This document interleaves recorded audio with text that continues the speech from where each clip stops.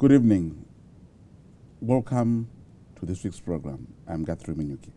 Tonight on the program, we are joined by a distinguished professor of economics and the executive director at the Africa Economic Development Strategies, Professor Mugano. Professor Mugano, welcome. My pleasure. Thank you for having me here. It's been a while since we last spoke, isn't it? Sure. Wonderful. It's good I'm back, and I was missing this program. Looking young and fit? Of course. This is sufficient. Grace is sufficient. Yeah, sure. For you and those around you. Of course. Professor Mugano, there is a huge development which is likely to have a huge impact on Zimbabwe and those around Zimbabwe. The United States of America has signaled, its intention to remove ZIDERA, which brought about the economic sanctions on the country and its leadership in 2001. There have been many of those sanctions that have been removed on the entities and some individuals, both living and late, but without a doubt, the sanctions have been an albatross on Zimbabwe since 2001. What is the significance of this indication by the US that it would want to remove ZIDERA? It's a massive development, a positive one for that matter, in the sense that it shows a refreshing attitude of the United States over Zimbabwe. And when I look at it in two parts. The first part is that move on its own, the notification and the crafting of the bill, which is going before this Congress, is actually signaling a positive impact to the global community. Even before this data is repealed, already we can harvest some positive sentiments on the attitude of international partners on Zimbabwe. So for me, that is very important before we go to the second phase where it is eventually repealed. The United States is looked at by market watchers as the commission of oath in court of who is certifying confidence in a particular country. So when they put sanctions on Zimbabwe, it becomes a rubber stamp that Zimbabwe is not a good market for investments. Yes, when people analyze sanctions, they look at the deterrents which are getting, direct deterrents in terms of accessing capital, as one example, particularly in the multilateral financial institutions. I'm sure you're aware that ZIDERA had clauses which were prohibiting board of governors seconded by the United States of America to multilateral financial institutions to go against waiving of debt for Zimbabwe and providing fresh capital in terms of loans. Those were direct deterrents, but there was an indirect deterrent, in my view, which is also very significant, particularly when you look at its implication to the flow of investments coming to Zimbabwe. It was not expressed in writing, but it was implied in terms of deduction to say, would an investor be interested to invest in Zimbabwe? Before sanctions, investments coming to Zimbabwe were equivalent to 25% of gross domestic product. From 2001 to date, our total investments which we're receiving were around 1% of gross domestic product. And when you look at it, there are a number of factors, yes, which affect, determine the flow of investments. But sanction is one key factor. The other, again, imply the cost, which is not expressed in writing to say this is how things going to be, is the risk premium which was coming to Zimbabwe on the back of when we are accessing capital. The sanctions became a huge factor. And companies or executives in business would agree with me that when they were accessing capital, offshore finance, there was a risk factor, which was quite massive.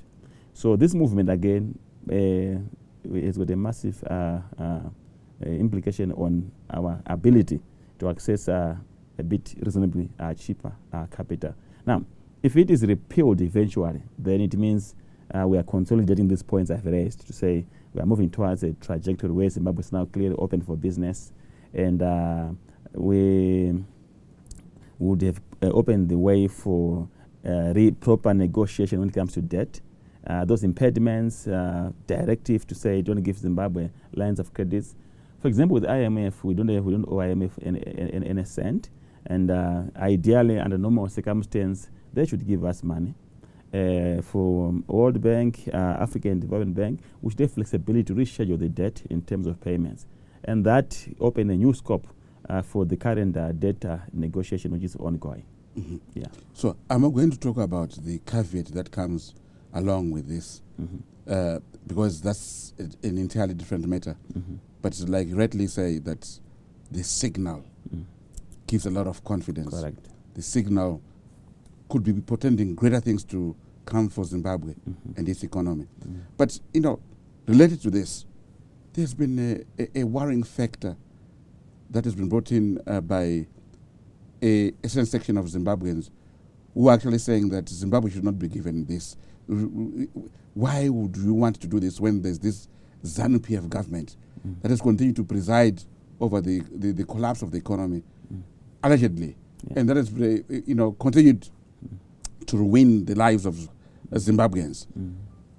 Don't do this. The Americans, by doing this, would have sunk the opposition. To what extent would you say this speaks to the level of toxicity among Zimbabweans? No, it is a bad one, and it's a selfish way of thinking in a way, because sanctions actually affect the broader spectrum of all Zimbabweans, ZANU-PF, opposition, and poor people in the communities. When you look at difficulties in accessing fresh capital, you can't create jobs. So you look at young people coming from university. We have 3.5 million people unemployed, young people, young youth. And look at the drug addict pandemic which we have. So as a Zimbabwean, I would argue for the removal of sanctions so that we can be able to pave the way for open business and be able to transact in a fair place.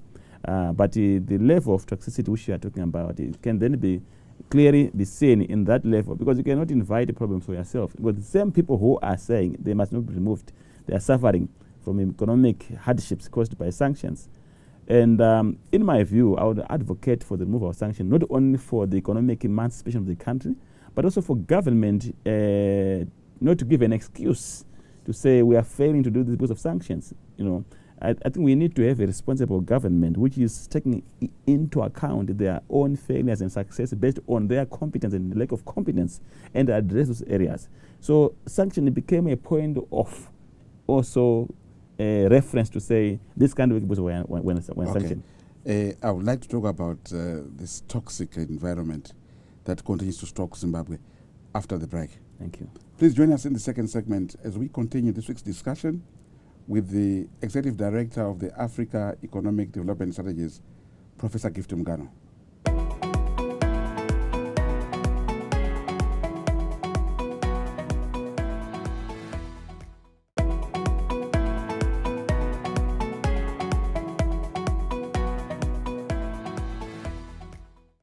Welcome back. This week on the program, we have Professor Guthrie Mugano, who is the Executive Director at Africa Economic Development Strategies, AEDS, a distinguished professor of economics, author, and a man who has sat on a number of boards, both locally and internationally. Professor Mugano, we're talking about the toxic nature of the discourse around the country, Zimbabwe, by Zimbabweans, whom most people might want to say we tend to self-destruct and then we mourn about things, particularly if they don't go our way. And so you were saying that the level of toxicity among Zimbabweans is worrying. Correct. Yeah. It is worrying and self-destruction, as you have said. And I think for is even worsened by the fact that Zimbabweans are educated. And human capital can have a positive contribution to the country if it is applied in a positive manner, if the energies are applied in a positive manner. But if they are applied with the toxicities we are in now, it becomes self-destruction. You can see it on Twitter, on X, and whenever a policy is put out there, the drive to derail its success and say it's not going to work. And if one case and you say as an economist and say it's a good policy, people will just rush and say watengwa, you've been bought. But if you say it's a bad policy and you have a lot of followers say that's the professor, and it can't be a country. It can't be a country because we should have a 360-degree analysis where we are looking at a particular policy or a particular issue, just like sanctions you're talking about. No one should celebrate to say sanctions must remain because ZANU-PF is in power. You know, ZANU-PF, if Zimbabwe want to remove ZANU-PF through election, it's an internal matter which does not require an external partner to come to it, right? And that is why elections are there. If elections are not done properly, it's again an internal matter which Zimbabwe must discuss about. Because if you look at it, what are we winning?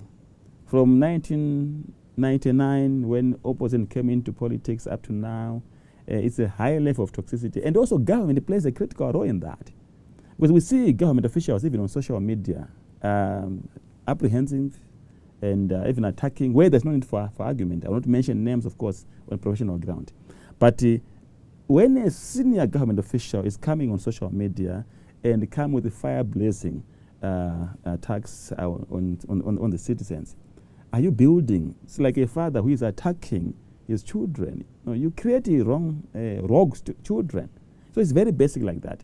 So I believe government has a role of now beginning to start building unity amongst us Zimbabweans, creating a conducive environment for sound discussions, being open to criticism, inviting people to talk. You know, without unity, right, without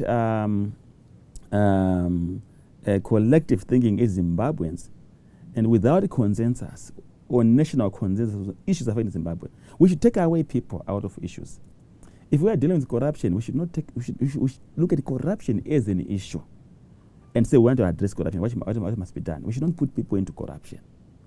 If we are talking about issues of economic development, like social development issues like drugs, we should deal with it as an issue, and we should unify ourselves on issues. If we are talking about electoral reforms, we should look at it without talking about the party or which party, but talking about it as an issue which must be addressed by Zimbabweans and unite on what should be done. That is very critical to move forward.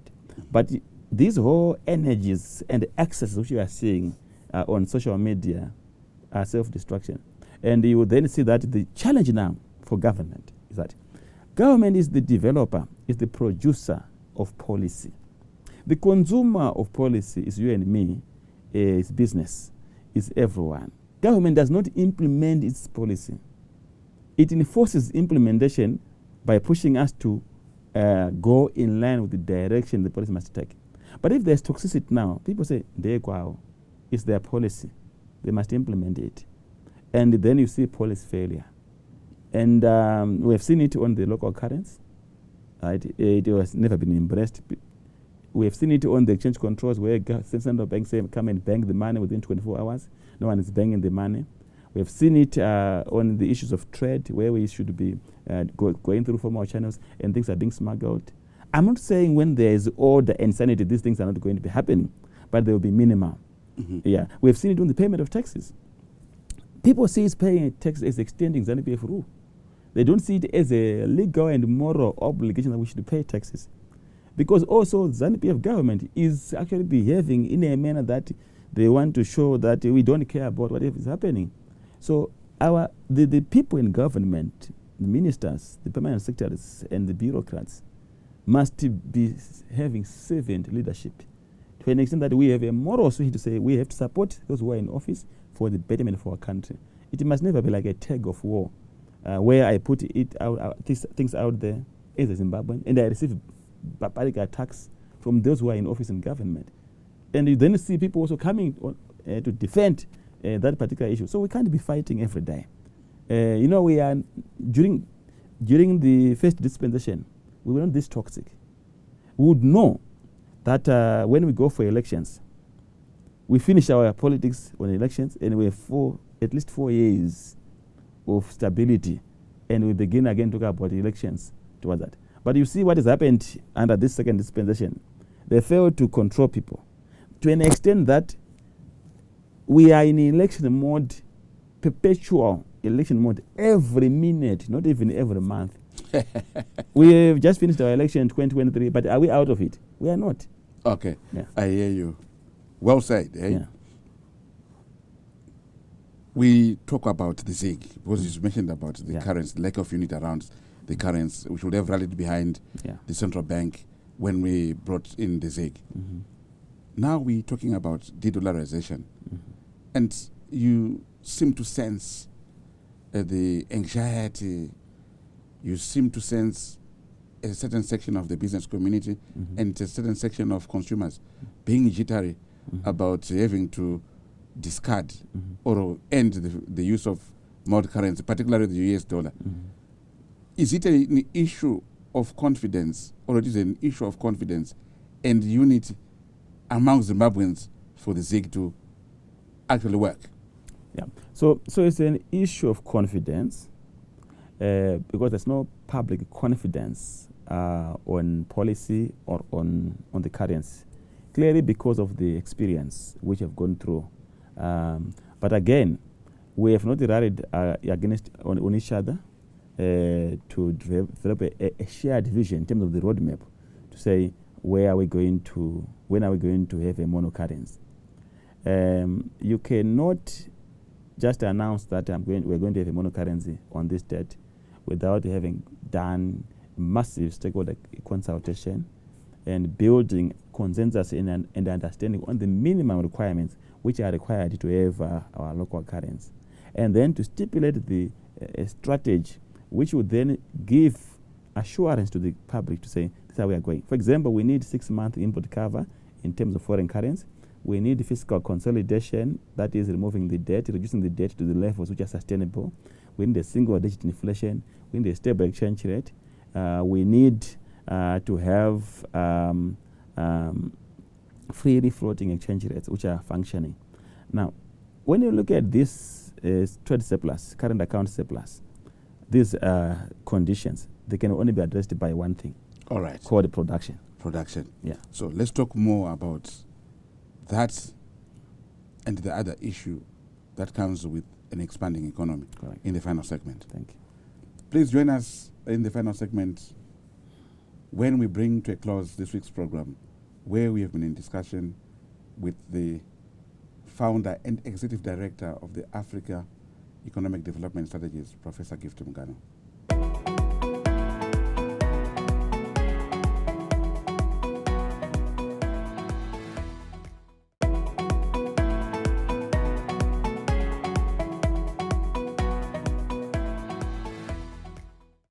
Welcome back to those who have been with us from the beginning, and to those who are just joining us now. We're in the final segment of this week's program, where our guest, Professor Guthrie Mugano, he has been discussing about the good things that could happen with the scrapping of the sanctions on Zimbabwe by the US government, and also issues related to the economy.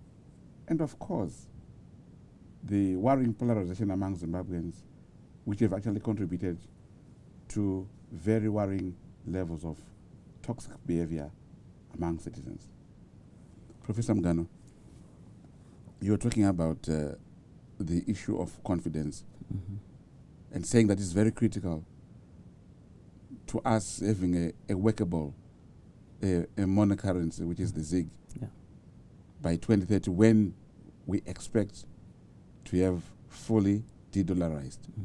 And you're talking also about the issue of production that we have to produce. Correct. Are we in a position where we can say we can see a clear path towards production and making sure that we can produce to the levels that are required to back the ZIG with a lot of import cover? No, thank you very much. So that's a very important question. So where we sit as a country, we need to understand why we failed to build a highly productive and a competitive economy. There are a number of factors, but I just want to hit very few factors. First one, we need strong institutions in Zimbabwe. A strong institution which fosters ease of doing business, which repeals these acts and the statutory instruments which are impeding business. I'm sure you've seen last week the Minister of Finance repealing some of, slashing some of the taxes and the levies. Those things are a thorn in the flesh. And what pains me, most of these things were put by a Smith regime. And we are independent. We have continued those. Some of these have burden statutory instrument and levies. The tax regime which we have. So we need strong institutions which sees this being done and enforcing it. We also need a strong institution with the teeth in dealing with the corruption. And I'm emphasizing this because corruption is anti-production. You know, where it is highly manifested as we are in this country, and it's not a secret, it's acknowledged by everyone, including the highest office on land. But we have not dealt with it decisively in a manner that kills this, what we call rent-seeking behavior. To an extent that we are one of the leading countries, we have broken history in trading in currency. Currency has become a commodity in Zimbabwe. It's corruption. You know, so how are you going to have production where you are going to go into the field and produce and wait for 6-7 months to get your money, when you can trade between 1st and 4th Street in foreign currency and you are making millions? So we have weak institutions which are not nipping this in the bud, right? And we have become a entrepreneur and a trading economy that we are opening ourselves worse off. We are using US dollar to the global economy to come and float their stuff here. And we're importing $9 billion goods, and we are exporting 7. We have a deficit of $2 billion, which is growing year in, year out. So we need strong institutions which fosters dealing with what? Ease of doing business, which kills corruption, and right?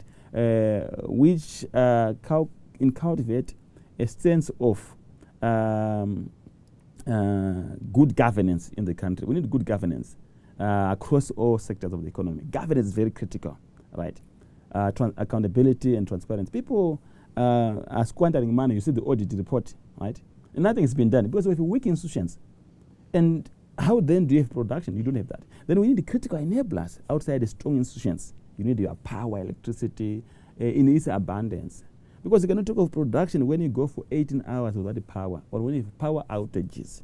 You need a good transport system. You need, these are critical enablers. Water is very critical. You need ICTs, infrastructure. You need a solid, good education system, which is producing graduates which are thinkers, critical thinkers, problem solvers, strategic thinkers, not people who want to be told what to do when you have a degree. You must be a critical thinker. And these are the critical missing links. So production is a big thesis which have to be broken down. And it worries me. This week I am aware there is a Zimbabwe Economic Development Conference in Bulawayo, right? And one of the things which I have raised is that ZCon must focus on production. But when you look at its themes, it's all over the space. Our problem is not, when you look at the economic challenge, it's production. And when they come out of that meeting, ask them, what is their resolution on production? I don't think they will have one. So now, because people, for them to gain confidence back, we must walk the talk. We must not assure people. They must see it working. So if we have production, we substitute imports of $4.5 billion, which we are importing. Half of it is agricultural, half of it is manufactured. And if that money is domesticated in Zimbabwe, you know, it means we are not going to have a challenge of foreign currency because we are wasting money. Importing tissue and paper, $200 million. Iron and steel, $300 million. Already we have $500 million on those two things. Cereals, last year we imported almost $600 million on maize, right? How can we import maize? Is it aeroplane? So you can already see that this is the challenge of not having production. So those three commodities is a $1 billion already gone And these things, we can domesticate them in Zimbabwe, right? Fruit and vegetables, almost $300 million which are importing, right? So we need to deal with the production decisively and say, which areas are we importing? What is our competitive advantage in those areas? What should we do to domesticate it within the confine of regional trade agreements and the multilateral trade agreements which we have done, right? So we have not come as a country to a point where we say we want to deal with the production. And these other critical issues become peripheral, like energy. Yet companies are now looking at energy as a risk factor in their strategy. They have to have a mitigation measure against it. Then, of course, we need to have a market-led economy from a policy point of view. You can't push for production when you have command economy. I don't like command economics, simply because of inefficiency and its opportunity for rent-seeking behavior, where people now use it and abuse it. It's not an open. It's an open secret that the government inputs has been abused. You see them in bottom seeker. When you look at command agriculture, do you know why we don't have a vibrant tobacco cotton sector? It's because of command economics. We are giving inputs, and the government controls supply of inputs, controls the procurement of that the cotton, and you go for 3 years without paying farmers. The same farmers who are producing tobacco, where we hit over 300 million kgs, record breaking, which has never been done during the white farmers. They are the same farmers who can produce cotton. They are the same farmers who can produce maize. Are we importing cotton into tobacco? We are not. We are exporting over billions of tobacco. Why? Because it's not a command economy. It's a market-led economy, buttressed by an auction system, although not quite thin on the volume. But there's contract farming, outgrower schemes. It's a private sector-led, right? Where there's a government sector-led, there's abuse, and it disrupts the markets and very productive. Imagine if we're exporting maize, exporting cotton, exporting flowers, exporting fruit and vegetables. Do you think ZIG was going to collapse? Do you think you want to go and tell people ZIG works? Do you think you need the adverts to say ZIG works? Have you ever seen adverts in South Africa that their rand is working? Pula is working? No adverts. You force people, even in Zambia, there are no adverts, even if they have their own issues, but their kwacha, it works. So I'll leave it here. Yeah. You don't have to advertise money. No, you can't advertise. Where there is money, it works, and you can see that it is working. Sure. Professor Mugano, it's been long. I'm happy that you have had an opportunity to speak to us and our viewers on this program tonight. My pleasure. Thank you for having me here. Until next week, good night.